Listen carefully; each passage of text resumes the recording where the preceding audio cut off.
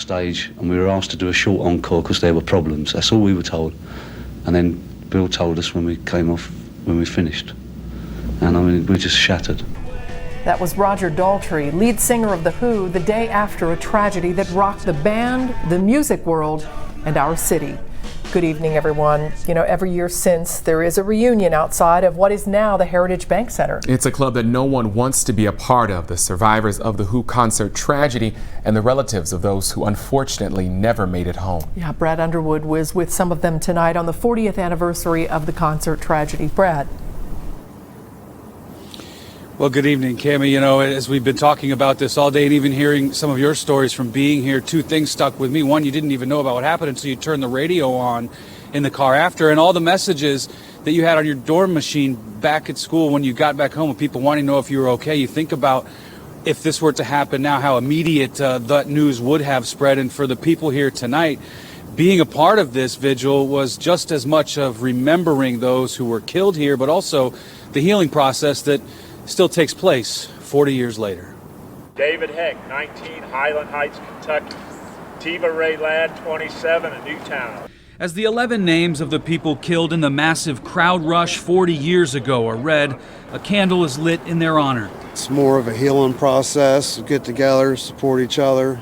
Kasey Ladd's mother's name is on the memorial plaque. He was just 2 years old when she died. He's here every year to remember his mom. Since we started it 10 years ago, I mean, I've noticed a difference in just people's demeanors that, you know, the first time I met them and how they are today. Well, me personally, I feel that I handled this date better than I did a decade ago. Not everyone in the crowd lost someone that night. Some were at the show and recall the chaos. I remember stretchers, many stretchers with black body bags, and we counted them, and there were 11 of them. That was enough for me. Brenda Green Vega says the night still haunts her, but coming to the anniversary events helps heal the pain.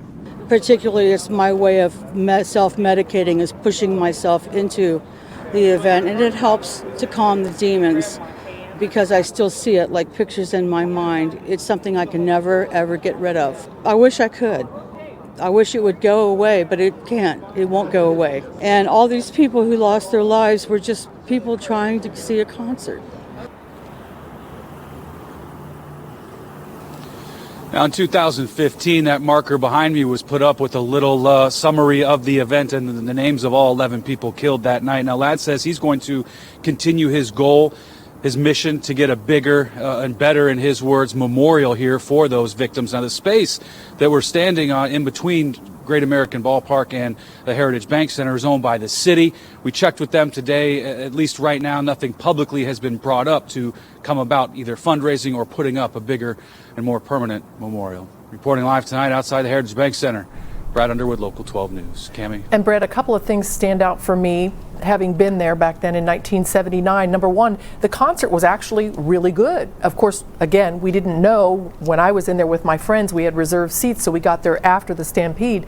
We thought we were hearing a great concert. It was awesome, a little bit shorter than what would normally be, but it was a great show. The other thing that stuck out, and I mentioned this earlier today, were the piles and piles of shoes, purses, coats, boots, you know, garbage that had been kind of pushed together, and some of them were 6 feet or tall or better. I mean, it was just chilling and haunting. Did any of the people that you spoke with tonight have any of those kinds of memories? Yeah, you know, the one woman we spoke to talked about, you know, she was inside when it happened, didn't know about it, and then as they were being told what happened, came out to check things out and saw all those stretchers and all those items.